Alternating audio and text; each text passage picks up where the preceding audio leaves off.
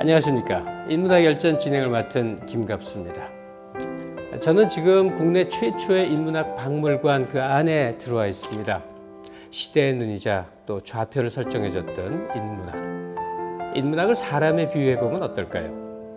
항상 사람의 관계 안에서, 특히 가족 속에서 오직 가족만을 위해 존재했던 사람, 그리고 어떤 방향을 제시해야만 했고 언젠가부터는 이제 뒷짐지고 있어야 됐던 쓸쓸한 모습, 바로 인문학과 닮아 있는 사람은 아버지라는 생각이 듭니다. 오늘 아버지와 아들의 관계에 대해서 천착해 보고자 하는데요. 바로 그 점과 딱 어울리는 분을 모시게 됐습니다. 박목월 선생의 아드님이죠. 서울대학교 국문학과 명예교수로 계시는 박동규 교수와 대화하는 시간 같습니다. 바로 아버지와 아들의 관계에 대한 얘기입니다. 잠시 후에 만나보시죠.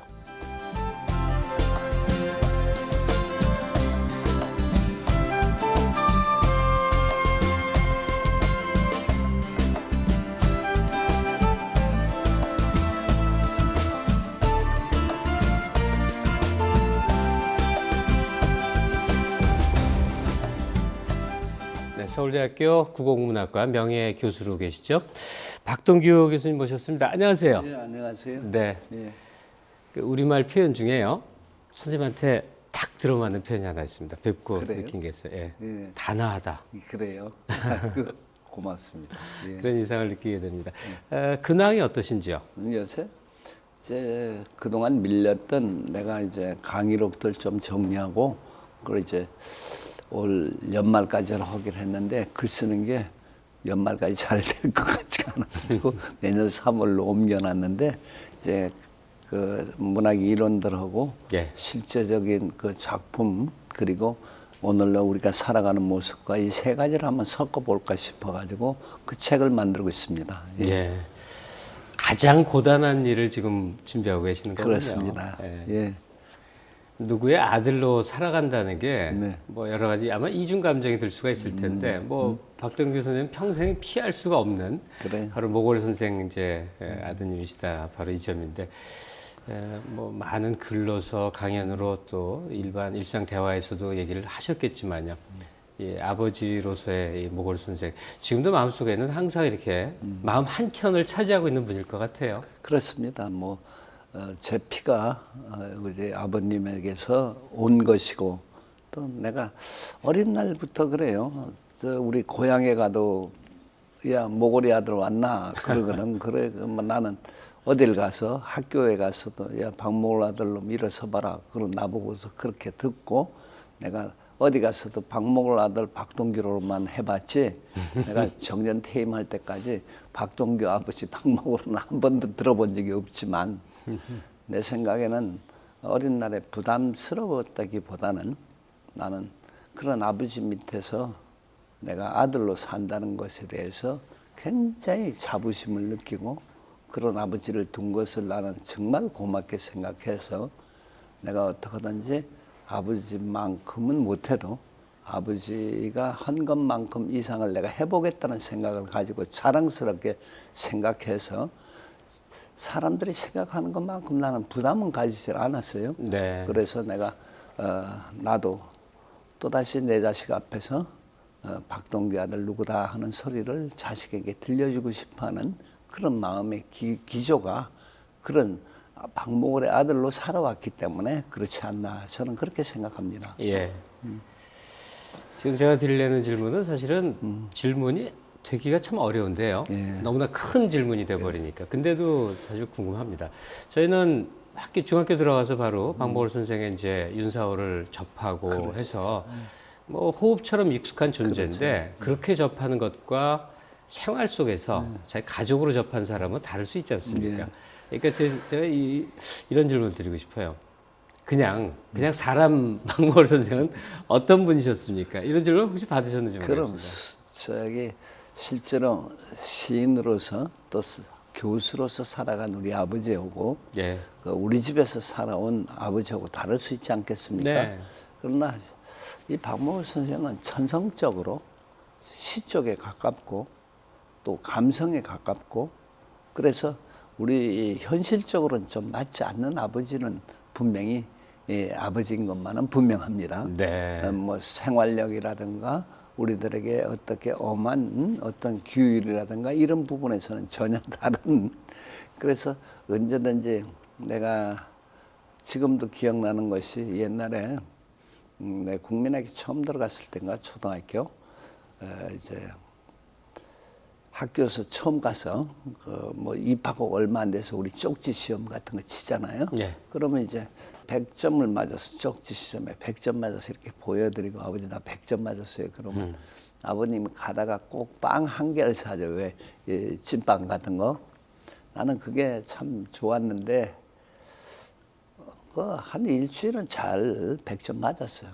근데 그 다음에 어느 날 어떻게 하다가 하나씩 틀리기 시작하더라고요. 네. 그래서 내가 아버님한테 그 쪽지를 내밀 수가 없어가지고 아버님한테 가까이를 안 가고 집에 갈 때면 아버님 길은 모르니까 아버지 뒤에서 한 10m나 20m 뒤에 졸래졸래 따라서 집에 갔단 말입니다. 네. 그런데 어느 날 그때도 조금 아버지가 늦게 나오셨는데 이렇게 시가지를 지나가다가 이렇게 어쩌다가 이 유리창에 상점 유리창에 내가 보였나 봐요. 그러더니 아버지님은 맨날 내가 일찍 가신 줄 알았대. 그래서 싹 돌아셨더니 야 이놈아 왜 아버님 손 안 잡고 너 뒤에 따라오나. 그래서 내가 할 수 있으니까 100점 못 맞고 98점인가 뭐 97점 맞았어요. 그랬더니 아버님이 그제서야 알아채시고 네. 그 사람들이 이렇게 거슬러서 올라오시더니 나를 껴안고 그 큰 길인데 거기서 주저앉아가지고 내가 그렇게 말했나 잘못했다. 그리고 우시더라고 눈물을 흘리고 그 넓은 예. 길에서. 그래서 우리 박모고 선생님 그 이후로 우리 자식들의 성적에 대해서는 한 번도 물어보신 적이 없으세요. 예. 그게 천상시인이고 아버지로서도 자세가 딱 그거 하나로서 표현이 됐으면 좋겠어요. 언제든지 빵 먹고 싶으면 먹고 싶다고 말해라. 내가 사줄게. 네. 그렇게 하지 성적에 연관시켜 본 적은 없었어요. 그렇다고 아마 아들의 성적을 잊어버리신 건 아닐 테고요. 그렇죠. 그냥 예, 마음속에 전혀 안 담았겠죠. 그러시죠. 예. 박동현 선생님 기록에 사실 나오는 건데요. 네. 이제 나중에 장성에서 교수가 되셨는데 네. 논문을 썼는데 이제 선배 교수 아니십니까? 그래요. 아버지가 그러시죠.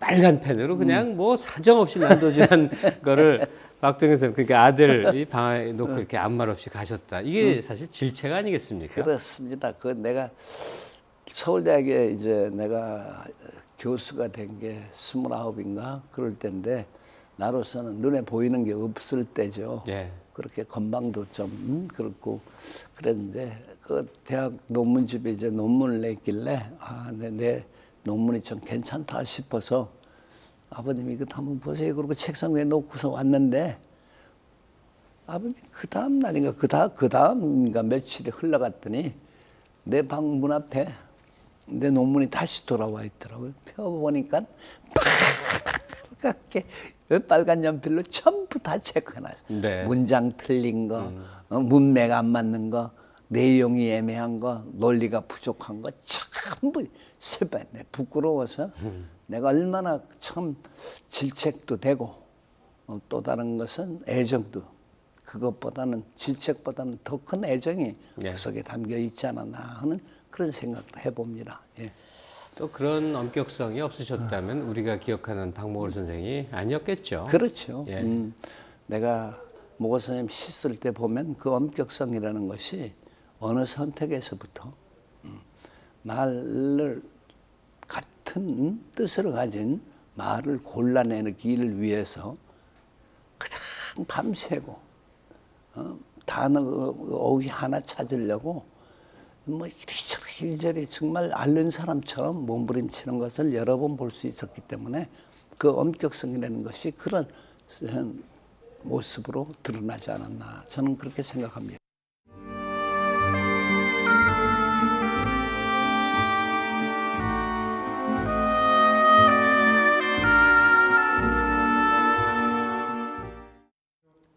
네, 아버지 박목월 교수, 아들 박동규 교수 두 교수부자의 추억담을 잠시 들어봤습니다만 이제 범위를 좀 넓혀서요. 예. 보편적인 의미의 이제 아버지와 아들 이 관계를 좀 선생님께 얘기를 듣고 싶습니다. 근데 전통 사회에서 이제 가부장으로서의 아버지는 뭐 사실 부정적인 면도 없지 않았겠지만 그러나 기본적으로 이제 좋은 의미의 권위라는 게 그렇지. 있어서 나머지 가족 구성원들이 의지하고 따르고 일종의 리더십이 이제 발휘가 됐는데 지금 말씀하신 대로 뭐 기러기 아빠 또 그 전에 유행했던 말이 고개 숙인 남자에서 유래된 고개 숙인 아빠, 고개 숙인 아버지 뭐 이런 게 있었단 말이죠. 즉 그야말로 집안의 주인이나 리더로서 가장으로서의 이제 권위는 상실된 채 민주적 모델로 새롭게 개편되지 않은 채 그냥 잃을 것만 잃고 헌신만 요구되는 그런 아버지상이 지금 있지 않나. 그 점은 상당히 우려되는 면도 있어서 말이죠. 그렇습니다. 뭐 우리가 흔히들 그러면 아버지가 공부시키는데 얼마나 애를 썼는가 하는 이야기는 전혀 관계없이 아버지는 간섭할 수 없는 사람으로서만 아버지는 그냥 방관자로서의 아버지가 존재하는 것처럼 예. 그렇게 생각하는 것은 잘못됐다 생각이 듭니다. 나는 그렇게 가족 성원끼리는 서로 보람의 일치가 있어야 같이 살죠. 예를 들면 아버지의 고생이 나한테서는 정말 보람으로 여겨지는 그런 관계를 만들어가는 것이지 전혀 상관없는데 나만을 위해서 애써줘라 해준 게 뭐 있느냐 이런 이야기를 할 때마다 황당하게 들리고 그런 것은 잘못된 어떤 아버지 관보다는 아버지와 아들의 관계 위에서 그렇게 만들어진 거 아닌가 하는 생각이 듭니다. 만약에 아들 입장에서 또 보자면 어떨까요? 사실 저는 뭐 사적인 얘기가 좀 그렇습니다만 결혼을 늦게 해서 아직 중학생 아들이 있어요. 근데도 얘는 뭐 전형적으로 뭐 그냥 뭐 모범적인 스타일의 아이예요. 뭐 반항을 한다거나 이런 게 없는데 그럼에도 불구하고 제가 성장할 때 아버지 역할을 하려고 그러면 상당히 당혹해하는 걸 느낍니다. 얘가. 뭐 우리 옛날에 아버지라는 건 뭐 마음대로 좀 할 수 있잖아요. 또 이렇게 저렇게 이걸 뭐 얘 표정을 보면 전혀 왜 이러지 이런 눈치입니다. 내 일을 내가 알아서 할 텐데 뭐 이런 태도거든요. 아들로서는 아버지라는 존재를 어떻게 대해야 되나 혹시 이런 고민 안 해보셨습니까? 저도 그렇습니다. 그런데 실제로 이제 부모 아버지라는 부모로서의 아버지라는 자리는 그 억압이란 자리가 아니라 선택의 나은 세계를 제시해 줄 수 있는 자리다. 세상에서 가장 정말 사심 없이 아무런 것이 없이 이 세상에 더 나은 것이 어떤 것이 있다. 예를 들면 15살 먹은 아이가 쳐다보는 세상 이외에 그거보다 나은 세계가 이런 것이 있고 또 이런 것을 선택할 수 있는 폭이 있다. 이런 걸 알려주는 체계를 부모들이 가지고 있는데 그걸 포기하고 애 뒤에 숨어서 애 뒤에서 애가 하고 싶은 걸 해주는 것이 부모라는 생각에서 관계 설정이 잘못된 것이 아닌가 이렇게 생각이 됩니다. 그래서 항상 우리 자식과 부모 사이에서는 벌써 20년, 15년 이상 20년을 살아온 사람들의 지혜를 받아들이고 그것을 또 리더해주고 인정해주고 그런 속에서 자기가 하고 싶은 것을 찾아낼 수 있고 그걸 또 부모가 이해해주는 그런 상호관계를 우리가 잘 만들어내야 될 텐데 그런 것이 잘 안 돼 있기 때문에 문제가 생기는 것이 아닌가 하는 생각을 해봅니다. 지금 박 선생님 말씀 속에서 말이죠. 아버지가 자식에게 뭔가 뭐 그 야단의 형태든 그렇지 않든 뭔가 제시할 수밖에 없는 거는 아이의 체험의 범주 안에서만 머물 수는 없는 거니까. 더 오래 살고 더 많이 겪은 사람의 것을 제시하는 과정이 바로 아버지 역할이라는 거죠. 강요하는 것이 아니라 서로 대비시켜 갈 수 있도록 시각을 넓혀주는 이야기를 간섭이라고 생각하면 안 되고 또 넓혀준다는 것이 강요가 돼서는 안 되고 이 사이에서 서로가 이런 걸 바라볼 수 있도록 만들어 가야 하지 않느냐 하는 것이 제 생각입니다. 뭐 서구에서는 18살 지난 사람들은 자기 인생 자기가 책임져야 된다. 학비도 자기가 벌어야 된다. 이것과 대조시켜서 얘기한다면 그만큼 이제 자기 책임의 문제인데 가령 우리 한국의 젊은이들이 부모 간섭을 받고 싶지 않고 싶어 한다면 그만큼 자기가 능동적으로 스스로 인생을 살고자 하는 자세를 보여야 되는데 부모의 재산, 부모의 명예, 부모가 누리고 있는 권리를 자기 것으로 그대로 생각하는 경우들이 무척 많다는 말입니다. 야, 이 점은 문제가 아닌가. 그래서 제 생각에 우리 젊은이들이 그냥 부모가 품 안에서 떠나서 성장한다는 것이 부모의 그 무판 뿌리를 우리 가족이란 틀 안에 담그고 자라는 것이지 그냥 자기 혼자 씨앗이 돼서 날아가서 어디 가서 헌다면 그 박토에 그 뿌리를 내리는 아픔을 스스로 겪어야 되지 않겠습니까? 그렇지 않고 뿌리는 여기 놔둬놓고 오히려 자기가 독립이라고 얘기한다는 것은 좀 맞지 않는 것이라 하는 생각도 가져줘야 할 것이라 생각합니다. 예. 예. 그리고 우리가 이런 그 굉장히 오랜 역사를 지니고 있는 이런 논의를 할 때는 사실 문학 작품을 이제 논거로서 얘기해보면 좋을 것 같아요. 예. 그 하근찬 소설가 하근찬 씨의 순환 이대라는 작품이요. 그렇습니다. 예. 이 일제하를 겪고 또 한국 전쟁 겪어오는 동안에 보니까 그 줄거리가 이렇죠. 아버지는 사고로 이제 한 팔을 잃고 아들은 이제 한 다리를 잃고 그런 아들을 그러니까 한쪽씩 각각 없는 부자가 한 몸이 돼서 업어서 외나무 다리를 이제 건너는 장면이 나오는 그런 이야기인데 그 작품에서 이렇게 뭉클하게 느껴지는 바가 있던데요. 그래요. 그렇습니다. 그 소설은 사실은 우리가 읽기로는 우리가 역사 굴절의 어떤 순환하던 그 이 세대가 겪어야 했던 아픔에 대한 설명이 있지만 그 근간을 이루는 것은 역시 부자가 한 고향 안에서 살아가야 하는 것에 대한 문제점이 그 속에 깔려 있었죠. 그렇게 보면 한 팔이 없는 아버지가 한 발이 없는 아들 데리고 이제 다리를 건너가면서 하는 이야기 한마디가 이제 바로 핵심인데 내가 네 발이 되고 네가 내 팔이 되는 그래서 뭐 우리 잘 살아보지 않겠나. 이것은 우리가 그냥 부자라는 본능적인 어떤 혈연연대 의식에서부터 벗어나서 팔이 되고 발이 된다는 인식의 체계를 새롭게 그 부자 관계 위에 설정시킴으로써 사람답게 사는 관계를 만들어낸 것이다 말이야. 그럼으로써 얼마나 사람답게 살 수 있는가를 우리가 증명해 보이는 것이 된다. 저는 그렇게 생각합니다. 예. 그럼 구체적으로 작품을 직접 만나보도록 하겠습니다. 개천뚝에 이르렀다. 외나무 다리가 놓여있는 시냇물이다. 진수는 걱정이 되었다. 물은 그렇게 깊은 것 같지 않지만 밑바닥이 모래흙이어서 지팡이를 짚고 건너가기가 만만할 것 같지 않기 때문이다. 진수야, 그만두고 자, 업자. 업고 건너면 일이 다 되는 거 아이가. 자, 이거 받아라. 고등어 묶음을 진수 앞으로 민다. 만도는 등허리를 아들 앞에 갖다 대고 하나밖에 없는 팔을 뒤로 버쩍 내밀며 자, 어서. 진수는 지팡이와 고등어를 각각 한 손에 쥐고 아버지의 등허리로 가서 슬그머니 엎였다. 만도는 팔뚝을 뒤로 돌리면서 아들의 하나뿐인 다리를 꼭 안았다. 그리고 팔로 내 목을 감아도 될 끼다. 진수는 무척 황송한 듯 한쪽 눈을 찍 감으면서 고등어와 지팡이를 든 두 팔로 아버지의 굵은 목줄기를 부둥켜 안았다. 이제 아버지와 아들 내지 가족 관계를 다룰 때 그게 이제 시대라는 배경 속에서 어떻게 이제 구현되느냐 반드시 이제 그게 있다고 말씀을 하셨습니다. 사실 그렇죠. 제가 20대 시절에 열심히 탐독하던 문학 작품 속에서의 아버지 모습은 그 당시 굉장히 억압적인 정치 체제, 그 상징으로서 이제 아버지가 많이 등장하지 않습니까?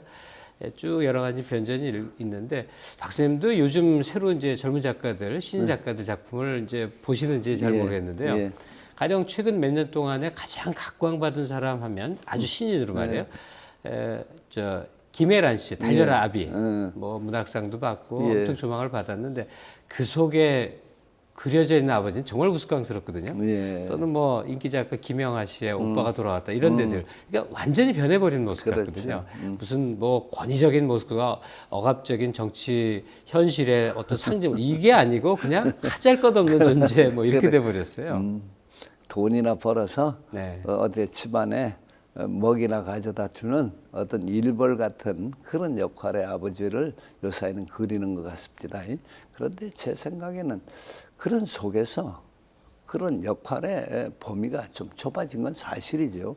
워낙 바쁘고 워낙 사회 안에서 아버지가 집에 들어가서 애들하고 놀 시간도 없고 겨우 눈치 볼 시간밖에 없는 처지인데 그걸 가지고서 아버지의 역할을 하라 그러면 그것도 무리 아니겠어요? 예. 그런데 그것은 집안 안에서의 구도를 어떻게 설정하며 살아가느냐 하는데 딴 데는 안 그렇다 이겁니다. 그 미국만 해도 우리가 겉으로 보기에는 아버지가 전혀 다른 삶을 살아가는 것 같지만 실제로 미국도 아직도 가부장 제도가 있는 것이고 미국은 서로 역할의 분담이 분명하기 때문에 오히려 그들의 삶에 암만 바빠도 아버지가 해야 할 일과 어머니가 해야 할 일이 서로가 제대로 균형을 맞춰서 가정을 만들어 가는데 우리는 오히려 아버지가 없어지는 소멸하는 과정을 맞이하는 것은 너무 아직도 좀 생각해 봐야 할 점이 아닌가 하는 생각을 가집니다. 그게 아마 실상의 반영인 것 같아요. 저기 또 약간 우스갯소리로 하겠는데 외국 미녀들이 막 수다 떠는 인기 프로그램 있지 않습니까? 예. 그걸 우연히 보다가 그중 한 출연자가 하는 말을 듣고 굉장히 웃고 이렇게 무릎을 쳤던 기억이 있습니다. 뭐냐면 한국 텔레비전 드라마를 보면 가장이 다 그 식탁을 놓고 온 식구들이 모여서 저녁밥을 먹는 게 맨날 나온대요. 예. 근데 한국 와서 그런 모습 한 번도 못 봤다는 거예요. 그래요? 우리 뇌리 속에만 있는 모습이 그렇지. 아니에요. 요즘에 실제 가정 모습들이 그렇거든요. 아이들 학원 가야 되지. 아직 학생이라면 학원 가죠. 오히려 이제 나이가 들면 더 바쁩니다. 놀러 다니고 뭐 데이트하고. 또 요즘은 뭐 이제 가정부인들도 온갖 동호회 뭐 배우러 다녀 뭐 바쁘죠.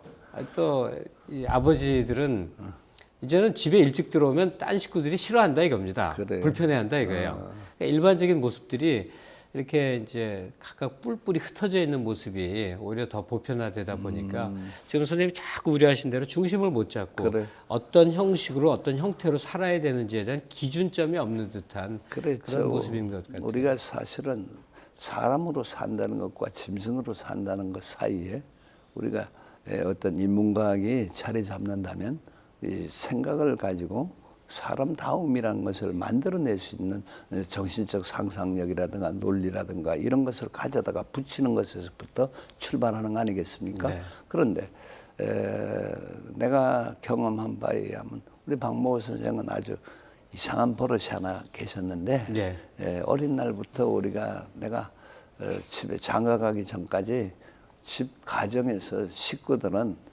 항상 아침밥을 같이 먹어야 그게 식구래요. 근데 아주 처음에는 아무렇지도 않았어요. 내가 뭐 제일 맞으니까.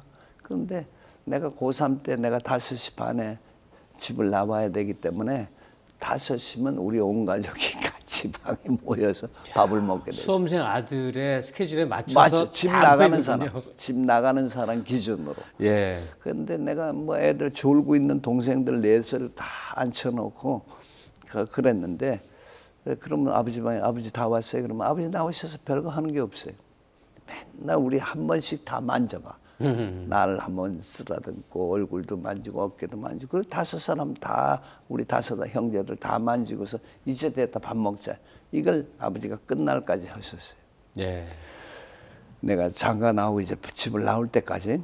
그런데 지금도 내가 오늘도 이제 가신 지가 벌써 30년 넘지만 내가 식탁에 앉을 때 아침에 아이고 누가 나 만져주는 사람 없나 하고 기다립니다. 이건 형식이 아니라 관계의 새로운 설정이에요. 네. 의미예요. 그것은 바로 내가 내 아들이고 내 새끼고 내 가족이라 우리가 형제들과 밥 먹는 시간이 얼마나 즐거우냐. 어머니가 맨날 하는 얘기가 그건데 그래서 우리가 한 통속에 모여진 한 삶의 단위로서의 어떤 결집력을 그런 의식 그런 하나의 세레모니 같은 것을 우리가 어떻게 창출하고 만들어내느냐 하는 것인데 그 속에 만들어진 관계를 우리가 부자 관계를 해 나가야 될 텐데 이것이 없어지고 그냥 본능에 의해서 우리들이 살아가지 않는가 하는 것이 바로 문제점이 된다. 이렇게 저는 생각이 됩니다.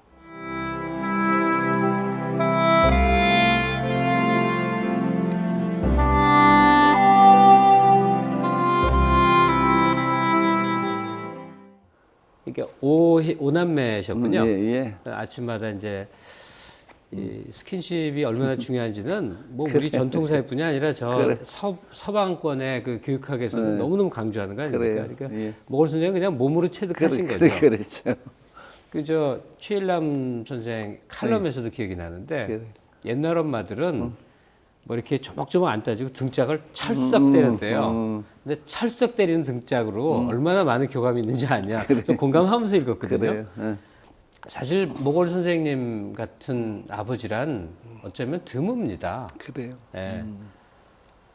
어쩌면 정반대의 그 아버지 상을 저는 저 같은 사람은 이제 이게 아주 뭐 야단치고 뭐 아주 무서운 경우로 이제 성장을 했었는데 저 같은 경우 훨씬 더 많죠. 아실 겁니다. 뭐 예전 아버지라는 분들이 보통 교육을 일단 많이 받지 못했고 학교 근처도 못 가신 분들이 많았고 그랬을 때 표현 방법이라는 거는 그냥 거칠게 나오는 그런 것들인데요. 그 자상했던 아버지의 그 면모를 쭉 얘기해 주셔갖고 뭐 자꾸만 그 질문만 드리는 것 같습니다. 부럽기도 하고 또 지금 선생님이 그 돌아가신 부친을 설명할 때 그 모습은요. 사람들이 다 뇌리에 그리고 싶은 아버지상이에요. 세상의 모든 아버지가 그렇게 되고 싶은데 못 되는 거거든요. 그 자상했던 모습 특히 뭐 대학 졸업식 때 이 에세이 선생님 쓰신 거예요. 조금만 더 회고를 해주시면 좋겠어요. 난 대학 졸업식 때는 내가 지금도 기억나는 것이 내가 하나 이건 참 말하기도 내가 싫어서 안 하는 것 중에 하나지만 우리 집에 그 당시에 카메라가 없었어요. 네. 졸업 사진을 못 찍었어요. 졸업식에 오셨는데 그런데 사진을 못 찍었어요. 그런데 우리 외삼촌이 몇 장 찍어준 게 있었는데 그것밖에 없어가지고 내가 못 찍었거든요. 그런데 그때 아버님이 아주 낡은 그 2월이라 낡은 코트 같은 걸 하나 입고 오셨는데 뭘 이렇게 날만 하더니 야 나 축하해 그러더니 뭘 뒤에서 꾸물꾸물한 것이 오는데 보니까 꽃다발이에요. 꽃다발. 예. 네. 그러더니 야 축하해 그랬더니 누가 우리도 사진 하나 찍어놔야 되지 않겠어? 꽃 안고 뭐 누가 그렇게 말했나 봐요. 네. 아버님이 그러더니 야 이놈아 딴 사람들은 사진 찍어서 집에 걸어놓고 살지만 나는 아버지가 준 꽃다발 가슴에 찍어놓고 평생 기억하며 살아. 그러고 웃으시더라고. 그래서 내가 그건 무슨 얘기인가 하면 없는 서러움이 아니라 마음에 받아들이는 자세를 어떻게 해야 하고 살아야 한다는 것에 대한 하나의 명징한 하나의 충고야. 안 그러면 그런 지시가 아버님의 삶의 모든 것이 그런 형식의 어떤 우리로 말하면 탈출구랄까. 안 그러면 그런 변형된 모습으로 긍정적인 세계를 볼 수 있도록 만들어주는 그런 상상력을 아버님은 가지고 계시지 않았나 이런 생각을 해봅니다. 그렇게 자식한테 그것도 이제 감화 아닙니까? 그래, 사실은 감화지요. 두고두고 뭉클한 건데 그건 꼭 위대한 시인 아버지여만 가능하지는 않을 거예요. 그렇지요. 나는 그런 생각을 합니다. 평범한 사람 조금만 생각을 하면. 네. 그래서 나는 아버님이 생각이 그러시구나 하는 걸 지금도 내가 가끔 생각하고 우리가 어떻게 아버지라는 것이 무슨 억압으로 통해서 하는 거 아니라 어떻게 얘를 설득하고 알아듣게 하느냐 하는 것도 굉장히 중요하다 생각이 됩니다. 우리는 자식과 아들 사이에서 너무 논리적으로 아이를 몰아세우는 것이 아니라 이 정서적 소통, 바꾸면 마음이 통하는 말들이 어떻게 오고 가는지를 요새 사람들은 모르기 때문에 오히려 마음은 안 그런데 벽이 쌓이고 그러지 않습니까? 그래서 그런 소통들이 이 시인인 박목월 선생은 미리 알고 우리들에게 마음으로 소통을 시키는 방식을 하나 가지고 있었지 않나. 이런 것도 제가 요새 와서 생각해 봅니다. 나는 자식들한테 잘 그렇게 못하거든요. 그런 거 보면 그렇지 않나 하는 생각을 몇 번이나 합니다. 논리적인 말로 막 쏟아붓는 게 어쩌면 더 쉬운 일이겠죠. 그렇죠. 근데 은유를 통해서 깨달음을 통해서 정서 공유를 하는 행위라는 건 참 어려운 건데 지금 저도 생전에 박목월 선생을 뵌 일이 있거든요. 그렇죠. 그래서 지금 박태우 예. 선생님이 회고하시는 그 목월 어르신 모습을 자꾸 그려보면서요. 예. 아들한테 이렇게 어떻게 했다가요. 아주 그려지는 듯해요. 그래요. 예. 그리고 저 지금 이 프로그램을 하는 와중에 자꾸 제 아들을 생각하고 있습니다. 아직도 이제 철부지인데 내가 어떻게 행동을 해왔던가 생각을 하는데 지금 선생님이 잘 못됐다고 하시는 논리적으로 퍼붓는 그것만 전 하고 있었던 것 그렇죠. 같아갖고 예. 굉장히 후회가 많이 드네요. 그렇습니까? 마음속에. 예. 아버지와 아들의 관계 사실 뭐 프로그램이 인문학 열전입니다만 이것을 학문적으로 꼭 풀어가고자 하는 게 아니고요. 그렇죠. 체험적인 영역에서 이제 말씀을 드리고 있는데 그 중에서 정말 민감한 대목이 하나 있어요. 바로 돈 문제입니다. 예. 또는 다르게 말해서 능력, 경제적 능력 문제인데 뭐 세상의 모든 아버지가 다 뭐 대단한 능력을 갖고 있으면 얼마나 좋겠습니다만 전혀 그렇지 못한 사람이 더 많을 뿐더러 또 언제나 비교해서 나오기 때문에 우리가 볼 때는 대단해 보이는 사람도 그 집안의 아들에게는 아주 초라한 모습으로 비춰질 수도 있다는 말이죠. 근데 아버지라는 존재를 자식 입장에서 이제 능력이나 뭐 경제력, 지위 이런 각도로 이제 보기 시작하면 그게 참 어려워지는데 말이에요. 그 세태가 지금 근데 그렇게 흘러간다는 얘기예요. 예전엔 자기 아버지가 무조건 영웅이었는데 이젠 조금만 머리 크면 그렇게 안 본다고 그래요. 참 이게 옛날 내가 경주에 고향에 살 때 얘기입니다. 네. 내가 4살인가 5살 당시에 될 때인데 아버님이 직장에서 이 봄 벚꽃이 필 때 불국사로 이제 그걸 가게 됐어요. 그 야유회를 직장 단위 야유회를 가게 됐는데 어머니는 입고 갈 옷도 없고 그래서 안 간다고 그랬더니 아버님이 졸라서 할 수 없이 그냥 약속했다고 그래서 가게 됐대요. 그래서 그날 밤에 어머님이 부랴부랴 내가 신발이 없었대요. 그래서 신발을 하나 이 광목으로 만들고 신발을 만들고 그 덧신을 만들고 예. 그 모자도 이상한 걸 하나 만들어서 씌워서 그런데 그 경주서 불국사까지가 약 한 20리길 그 당시에는 이게 벚꽃이 쭉 핀 작은 돌멩이들이 깔린 그런 이렇게 길이었는데 요새같이 아스팔트가 아니고 그런데 그런 길을 이제 가였는데 내가 석굴암 구경하고 불국사 앞에쯤 왔을 때가 이제 점심 먹을 때가 다 됐는데 그때 보니까 이게 발 밑창이 다 까져서 내가 걸어가는 거야. 그 피가 나와서 이 광목이 여기 우위가 뻘겋게 피가 번졌어요. 네. 아버님이 발견하고선 야 이놈아 그 뭐냐 그래. 너 발에 왜 그렇게 되니? 보시더니 아프면 아프다고 그러시지. 내가 아프다고 그러면 내가 못 오게 할까 봐 내가 그랬어요. 그랬더니 아버님이 그날 딴 사람 이제 저녁에 다 내려가고 난 다음에 그 20리길을 벚꽃 핀 길을 아버님이 얻고서 나를 내려오시면서 내가 땀 젖은 그 아버지 등에 얼굴을 기대고 내려왔는데 얼마나 힘들었겠어요. 그런데 내가 평생 잊지 않는 것은 아버님의 충고가 아니라 땀 젖은 아버님의 덩어리는 내 어린 날이지만 아직도 날 업고 오다가 그렇게 땀을 씻은 아버지 덩어리를 내가 얼굴이 젖던 것을 잊어본 적이 없어요. 사람 없고 길 걷는 거 참 어렵죠. 그렇죠.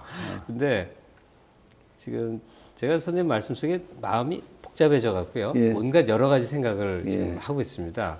목월 선생님도 떠올리고 또 부자관계도 떠올리고 또 하나는 아니 세상에 어떻게 신발이 없어서 예. 광목을 이렇게 들쳐매고 가냔 말이에요. 그래. 그러니까 그 시절이 그런데 한 500년 전 얘기가 아니고 선생님 어렸을 때 얘기니까 우리가 세계 최빈국으로 살았던 그 오래지 않은 과거를 어쩜 이렇게 까맣게 우리는 잊어버리고 살 수 있을까? 그래. 돈이 사실은 문제가 아니라 네.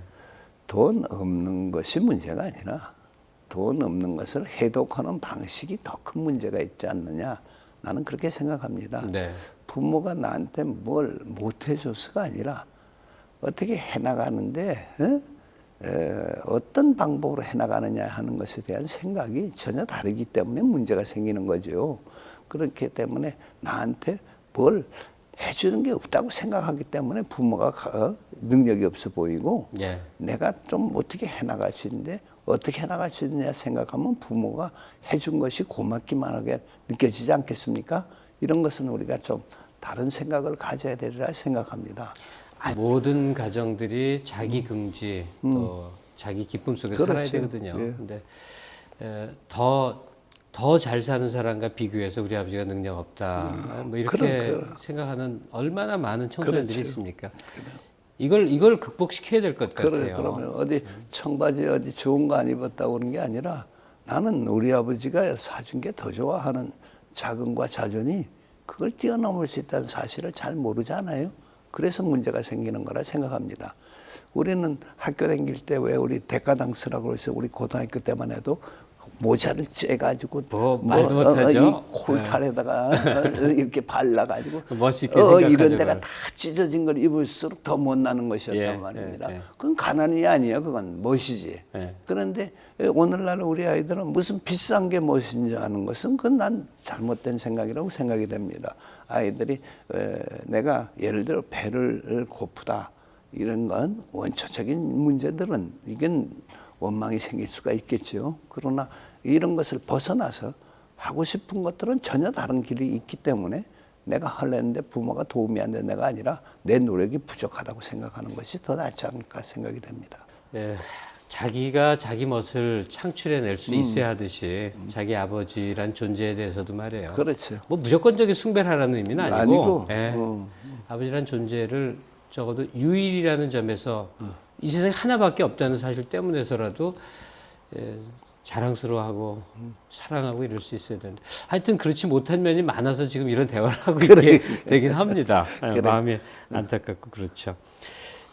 오늘 우리 한국 국민이면 누구나 박모를 선생을 소개할 이유가 없거든요. 너무나 가족처럼 익숙한 그런 존재인데요.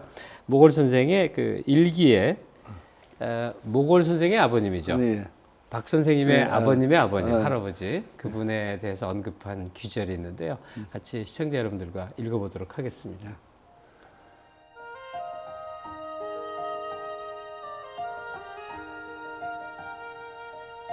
이 장로님의 말씀이 아니더라도 고향에 발을 들여놓으면 아버님의 모습이 떠오른다. 약간 시적인 표현을 빌면 고향의 햇빛에는 아버님의 채취가 풍기는 것이다. 감나무에는 복중 무더위 속에 매미가 요란스럽게 울고 있었다. 매미 소리는 달리는 택시 속에서도 귀에 울렸다. 나는 고향의 산천들이 나의 시야에서 완전히 사라질 때까지 지켜보고 있었다. 더구나 아버님의 산소가 있는 산과 산 위에 떠있는 구름송이는 가슴을 저며내는 듯한 슬픔을 자아내게 하였다. 참으로 부모 자식 사이의 막중한 인연은 생각할수록 신비로웠다. 그것은 나이가 들수록 더욱 깊어졌다. 이미 나는 50대 중기, 백발이 희끗희끗하다. 이 연령에 이르러 나는 비로소 아버님을 마음속 깊은 곳에서 어린아이처럼 다시 불러보았다. 아버님. 또한 아버님을 불러보던 심정으로 자식들을 생각해보았다. 나 자신이 아버지로서 자식에 대한 너무나 숭엄한 인연에 온몸이 숙연해짐을 깨달았다.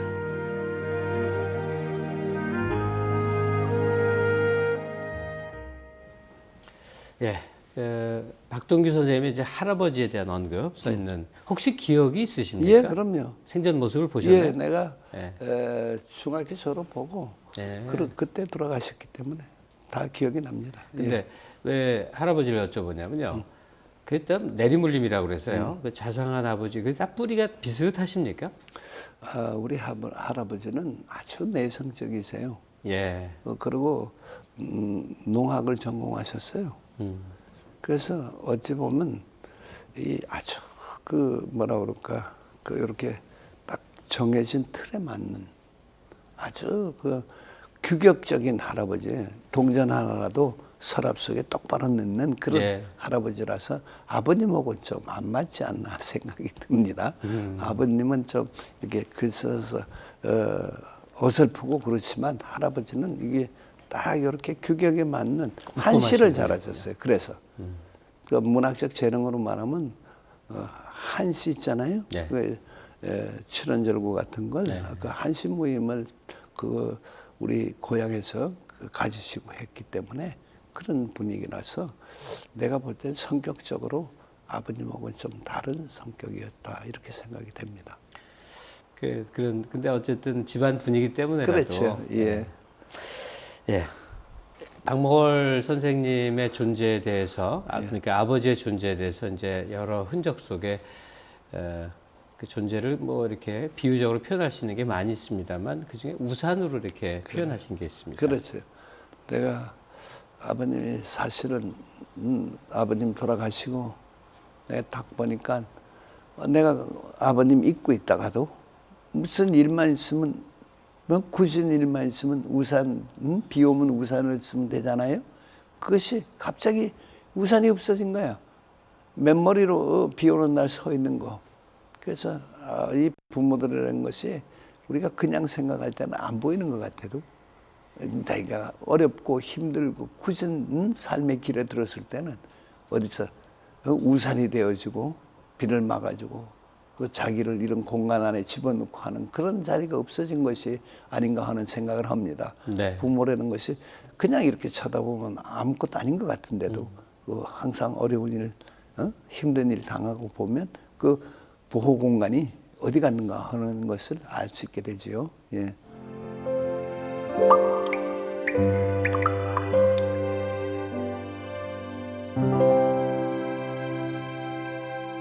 네, 이제 낭독의 힘이 함께하는 시간, 울림이 있는 인문학입니다. 오늘 국어문학자 박동규 교수와 함께 아버지에 관련된 많은 얘기를 나누고 있죠. 아무래도 박목월 선생님 얘기, 오늘 주인공이 박목월 선생님처럼 됐는데요. 목월 선생님 작품 중에 우리 일반인들이 많이 익숙하게 읽는 시 말고 네. 좀 아들로서 뽑아서 읽는 시가 하나 있으면 좋겠어요. 그래요. 박목월 선생님 시 중에 회기심이라고 있으면 돌아오는 마음인데 네. 이 시는 이제 박목월 선생님이 서울 올라오셔가지고 해방 이후 줄곧 사시던 데가 원효로입니다. 예. 원효로에 대한 그 회기심의 시를 제가 하나 낭송해 드리겠습니다. 네. 예.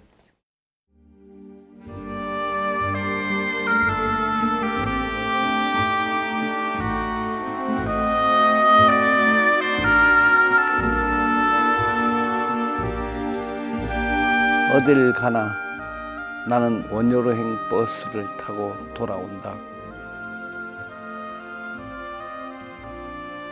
어디서나 나는 원효로행 버스를 기다린다.